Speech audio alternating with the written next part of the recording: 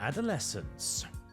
It is a show that's currently hugely popular on Netflix, and proof that the left is still plenty capable of making extremely effective propaganda, and that we have not by any stretch of the imagination won yet. Even if, as usual, in an attempt to reflect reality, the creators end up accidentally reflecting one of feminism destroying young men. Quite the opposite of the propaganda's intent. And make no mistake, that is what Adolescence is: propaganda. But don't take my word for it, take that of the series' creator, as, I quote, "It started with my friend, Stephen Graham. Stephen called me up and said we should write a show about boys hating girls, and about knife crime, which in the UK is really problematic now." End quote. Explicitly and expressly, the intent of the show is to create a story about young men hating women. Some have also suggested a good old racist angle as well, that the show was based on the 2024 Southport stabbing, where a young black man stabbed and killed a young white girl, and the media quite famously used a very charitable picture of the perpetrator. The suspicion then was that Netflix, whose proclivity for race swaps had become quite legendary, including making a Viking chieftain into a black woman, had race swapped the black murderer into a white boy. This is, however, not quite true, as the show was planned and finished filming before the Southport stabbing. It was not, however, planned or finished before the Croydon bus stop murder. Or, of course, the most famous scandal in recent British history, the grooming scandals, where estimates vary from 19,000 to 250,000 young girls were systematically sexually exploited, murdered, and worse, by, quote, Asian men.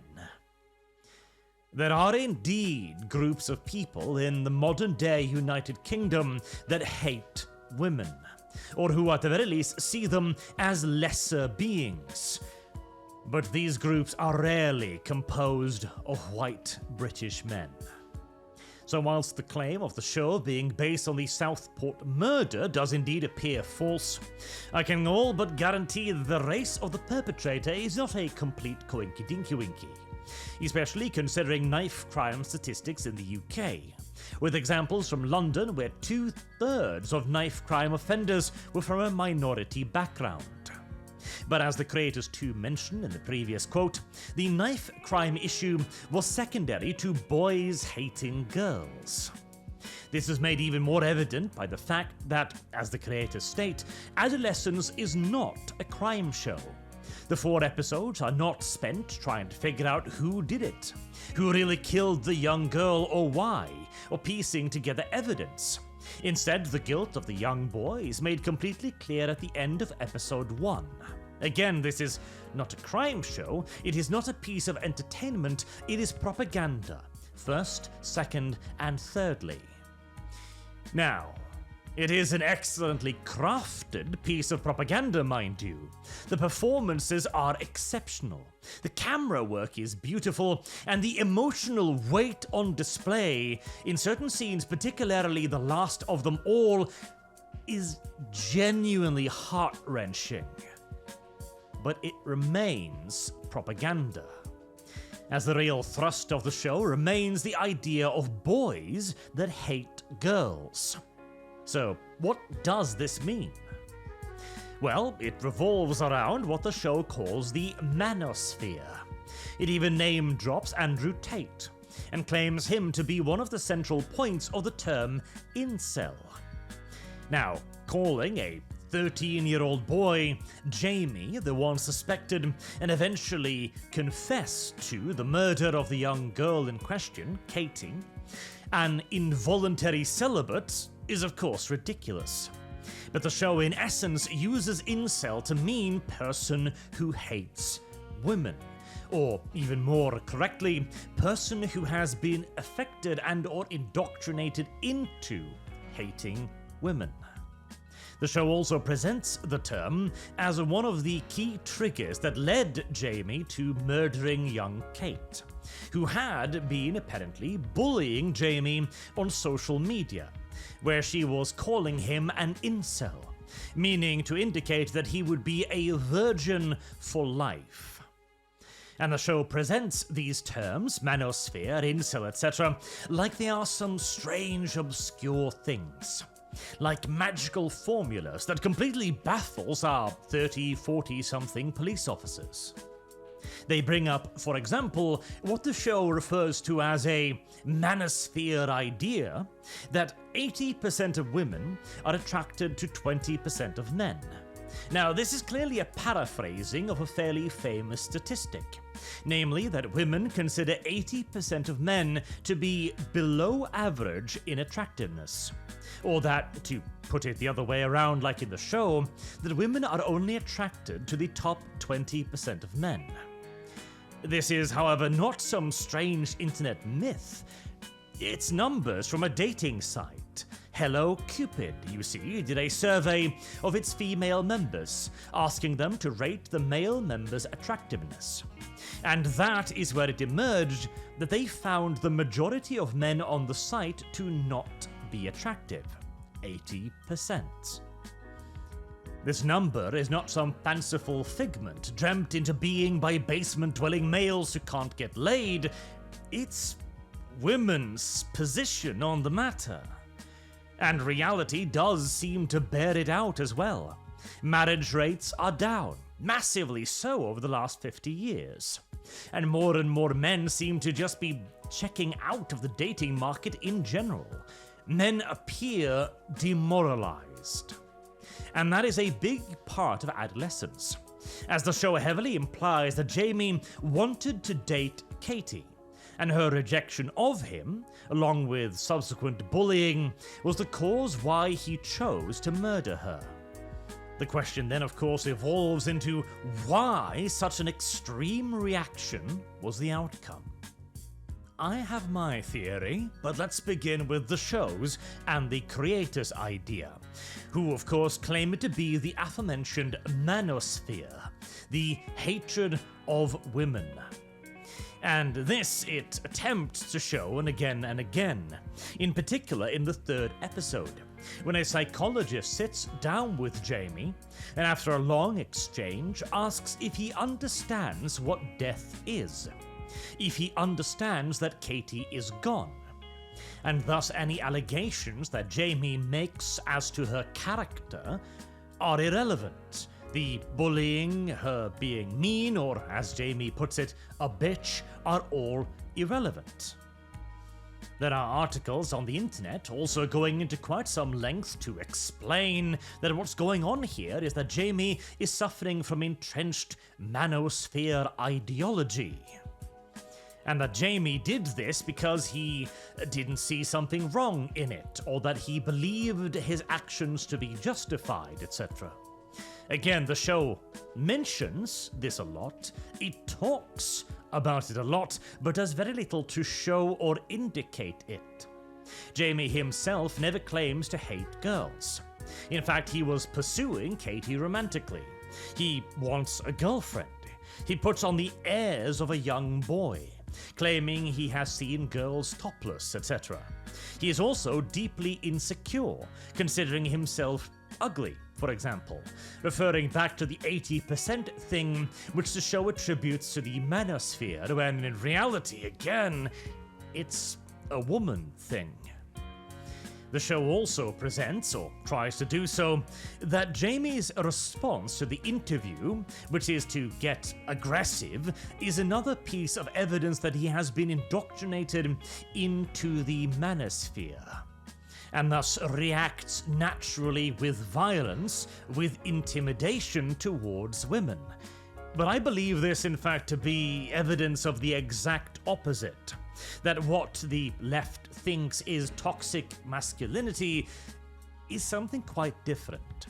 See, in the scenario, the psychologist is a woman and uses very feminine means against Jamie, It is all about his feelings. She's digging into his relationship with other men, whether they are very angry. She asks how masculine men might feel about women. She asks if Jamie knows what being a man is, or what masculine is. Simultaneously, she withholds all assurance from Jamie. She will not contradict him when he says that he is ugly, or that his father is not proud of him. This is to maintain her neutrality as a psychologist, yet she also attempts to induce guilt into him for his actions. She even drives him into a rage several times with her questions, as Jamie doesn't have any answers to any of them. And so he responds like any human does, with frustration, with upset and hurt. Which is very telling, because with so many of these questions being about what a man is, what masculinity is, it tells us that Jamie, a 13-year-old boy, has no idea what masculinity is. He has no idea what being a man is. These are questions that have never been raised with him. And so he lashes out, because he has no other recourse. He has no other answer. This child who has been corrupted by the manosphere has no concept of masculinity. Does that make sense to you? At the very least, if he had indeed been corrupted, he should have had some negative idea of masculinity. He should have some view of strength or aggression that he could verbalize. At the very least, he would have some points he could parent, right? And yet there is nothing. How could a boy have no idea what masculinity is, what being a boy is? Well, look at what surrounds him. At their school, we see pride flags. We see trans flags. We see non-binary flags. We see what appears to be an upside-down pansexual flags. This appears to be a very intersectional school, and unsurprisingly, the children are completely out of control. One teacher describes it as absolute chaos. The teachers have no respect amongst the students who do whatever they want. There is even a fight that breaks out in full view of the teachers, where a girl attacks a boy, one of Jamie's friends, and she is later seemingly just let off. Now, in the show's eyes, this is yet another sign of toxic masculinity, of young boys acting out, demonstrating their dominance in the classroom by mocking the teachers, by repeatedly verbally calling them out and doing exactly what they tell them to not do, with again no respect for the teachers. This is supposed, yet again, to be a sign of toxic masculinity, but this is a school in 2024 or 2025, etc. The absolute, unquestioned dominant force in society today is not masculinity, it is feminism. It has been feminism for the last 30 plus years. And it has demonstrated again and again that it has no answer to men and young boys' problems.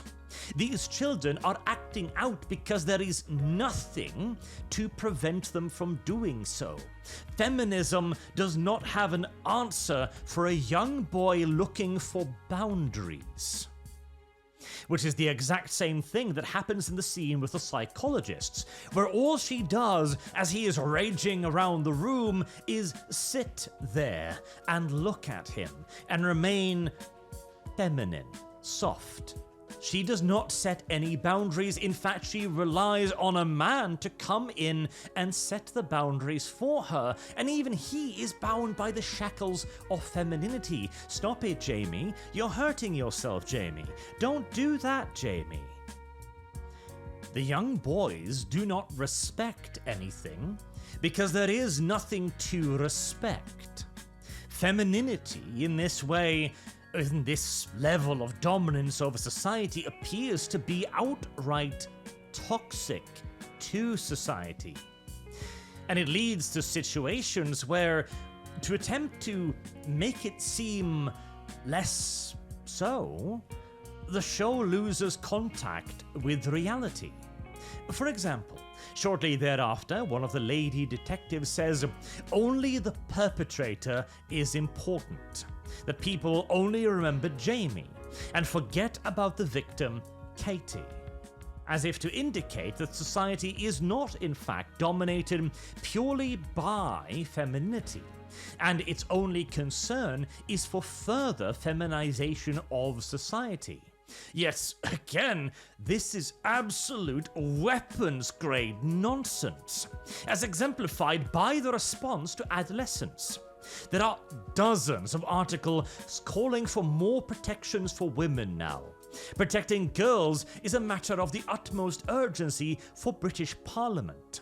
Politicians are talking and the media are all abuzz. Girls must be protected. Meanwhile, men are more than twice as likely to be the victims of murder or violence in general.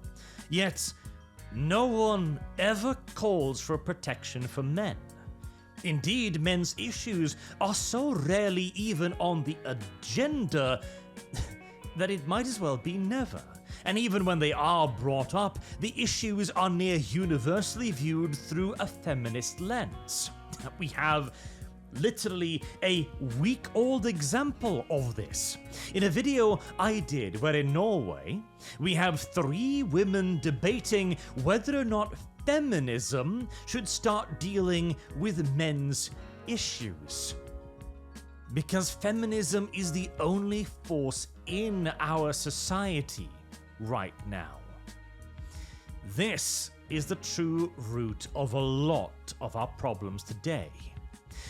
Let me put it like this as well. Even were we to assume that the manosphere is just evil, just exploitative, and purely grifting, as our ex-LBC reporter here claims, as yet another woman with background in media blaming men for all of this. In this case, a fictional crime, yet calling for further real-life restrictions on men. But leaving that aside, why would young men be seeking out this evil manosphere? Is it because young men as well are just evil and must be reined in from their predatory proclivities? Well, if that's the case, we are all fucked. But no, of course that is not the case. So why then? Why seek out someone like Andrew Tate, one of the mainstream media's favorite examples of toxic masculinity? It is precisely because it is an element of masculinity. As I have said before, the Tate brothers appear to be quite genuinely terrible people to me. Human trafficking charges rarely land at the feet of good Samaritans. But Jamie has quite literally no concept of masculinity. His father evidently has communicated none of it to him, and the one time his father grew angry is now presented as a shameful moment, something negative and bad. Even later on, when the father loses his temper, understandably so after a hard day, including outright harassment and someone spray painting nonce on his van, he is shamed for his temper, and in essence told he should just bottle it up. This is not how men work. This is yet again a woman's solution to a man's problem. And the story goes on with the dad as well. The police think the dad may have been abusing Jamie. The dad constantly worries that he might be doing something wrong during the interviews and investigations. The dad further worries that he had done something wrong with raising Jamie. At the very end, he stands in Jamie's room and apologizes to his bed. Meanwhile, the only thing the mom says is, "I was a good mom, and we should have done better." And the show ends with the dad saying that he is sorry and that he should have done better. At no point does the mother even question herself. At no point does the show even for an instant doubt that the dad is the one at fault here, or Jamie. Not for a single solitary instance is any other cause for this even so much as considered. And yet the show itself displays a world devoid of masculinity. A world in which Jamie cannot even grasp what it is to be a man beyond sports and trips to the pub. Jamie doesn't know what it is. His father doesn't know what it is. And even the show itself makes no attempt to explain what masculinity is, beyond stating that the remedy to men's problems is more feminism. Which perfectly mirrors our real world, where masculinity is all but dead and buried. Not just in a political and societal sense, but even in entertainment. James Bond, the most alpha of alpha males, the blueprint of masculinity for generations, the gentleman's gentleman, was recently replaced by a black woman and then killed.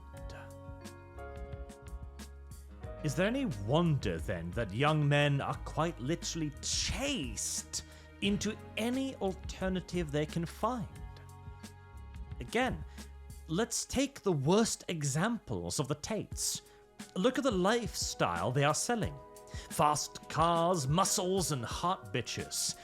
Call it juvenile all you want. Call it a power fantasy or toxic masculinity, etc. But bereft of all other sources of masculinity, this becomes what young men want. Apparent wealth, success, women.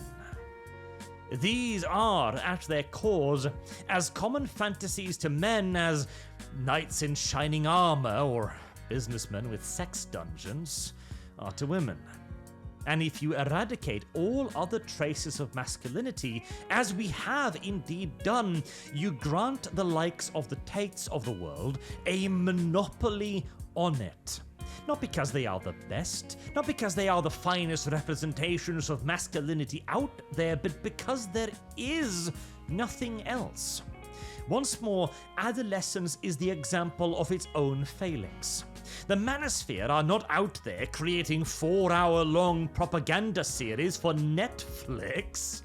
They can't, and even if they could, they would not be allowed to air it. As even now we have those calling for further crackdown on male content creators over a fictional story. This is not a problem caused by masculinity. It is a problem caused by its eradication. As the show itself says, all a kid needs is one thing to feel okay about. And Jamie could not even feel okay about what he was. At school, he was a cis-het white male. To girls, he was an incel. And to his psychologist, he was a victim of toxic masculinity. Jamie may not be real, yet the problems he illustrates, both by his conspicuous color and by his inability to even conceptualize of masculinity beyond boobs, beer, and sports, these are very real problems. And just to hammer the point home, I will leave you now with 20 seconds of what the current year defines as positive masculinity. Do try not to look away.